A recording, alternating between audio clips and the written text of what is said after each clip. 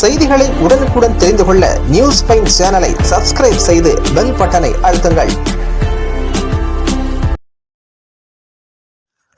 ஹொசூரில் தொழில்நுட்ப கண்காட்சி துவக்கம். கிருஷ்ணகிரி மாவட்டம் ஹொசூர் மூக்கண்டப்பள்ளியில் உள்ள ஹில்ஸ் நட்சத்திர ஹோட்டலில் இந்திய பொறியாளர் சங்கத்தின் உள்ளூர் மையம் சார்ந்த டெக் எக்ஸ்போ 2025 என்ற இந்தியா உற்பத்தி தொழில்நுட்ப கண்காட்சி வெள்ளி, சனி, ஞாயிற்றுக்கிழமை 3 நாட்கள் நடைபெறுகிறது. இந்த நிகழ்ச்சியை ஹொசூர் சப் கலெக்டர் ஆக்ருதி சேத்தி மற்றும் ஹொசூர் சட்டமன்ற உறுப்பினர் ஒய் பிரகாஷ், ஹொசூர் மாநகராட்சி மேயர் SA சத்யா ஆகியோர் குத்துவிளக்கு ஏற்றி துவக்கி வைத்தனர். பின்னர் சப் கலெக்டர் ஆக்ருதி சேத்தி அவர்கள் அங்கு வைத்துள்ள தொழில்நுட்ப இயந்திரங்களை பார்வையிட்டு கேட்டறிந்தார். இந்திய பொறியாளர் சங்கத்தின் உள்ளூர் மைய தலைவர் K. ராமலிங்கம், முன்னாள் MP நரசிம்மன் உள்ளிட்டோர் உடன் இருந்தனர். மேலும் செய்தியாளர்களிடம் தெரிவித்த முன்னாள் MP நரசிம்மன், ஹொசூர் தொழில் நகரமாக வேகமாக வளர்ந்து வரும் நிலையில் தொழிற்சாலைகள் மட்டுமல்ல, விவசாயிகளின் தேவைகளையும் கருத்தில் கொண்டு புதிய தொழில்நுட்பங்களை அறிமுகப்படுத்தும் நோக்கத்தில் ஒரு மிகப்பெரிய தொழில் விவசாய கண்காட்சி K. ராமலிங்கம் அவர்களின் தலைமையில் ஏற்பாடு செய்யப்பட்டுள்ளது. தொழில் கூட்டமைப்பின் சார்பில் நடத்தப்படும் கண்காட்சி அரசியலை தாண்டி ஹொசூர் பகுதி வேகமாக வளர்ச்சி அடைய வேண்டும் என்பதற்காகவே திட்டமிடப்பட்டுள்ளதாக ஏற்பாட்டாளர்கள் தெரிவித்தனர்.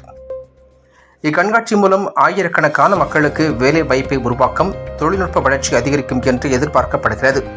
மேலும் மாநில மற்றும் மத்திய அரசுகள் இணைந்து இவ்வளர்ச்சிக்கு துணை நிற்பதாகவும் தெரிவிக்கப்பட்டது என அவர் பேசினார்.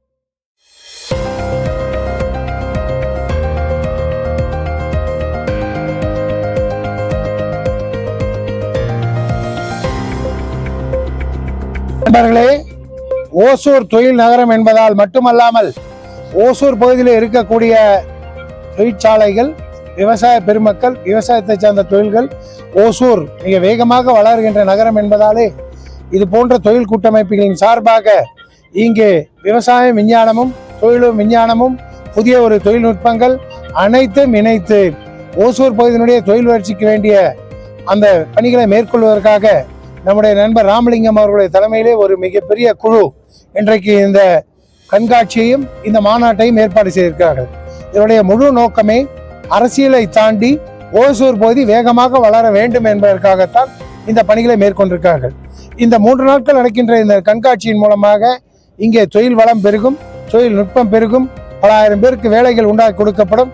இதில் மாநில மத்திய அரசாங்கம் இணைந்து இந்த வளர்ச்சிக்கு ஒன்றாக இருக்கும் என்பது இந்த நேரத்திலே உங்களிடத்திலே சொல்லிக்கொள்ள கடமைப்பட்டிருக்கின்றேன். நன்றி, வணக்கம். 200 ஸ்டால்ஸ் போட்டிருக்காங்க. 200 ஸ்டால்ஸ் ஃபில் ஆயிடுச்சு. இதுல எல்லாம் தனியார் துறை, அரசாங்கத்துறை, சேவைத்துறை எல்லாம் சேர்ந்து அந்த ஸ்டாலை போட்டிருக்காங்க.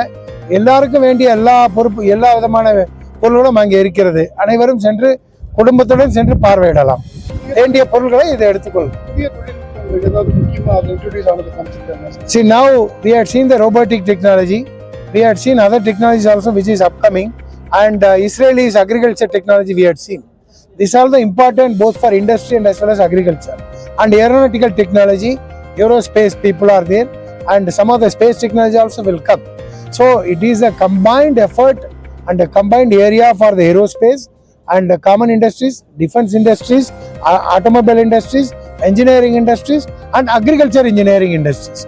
Everybody, including MSME, large scales and medium scale, everybody is covered. So this opportunity has been given to all segment of the people, those who are in the industries and service area. Everybody can come and take part of this. Thank you.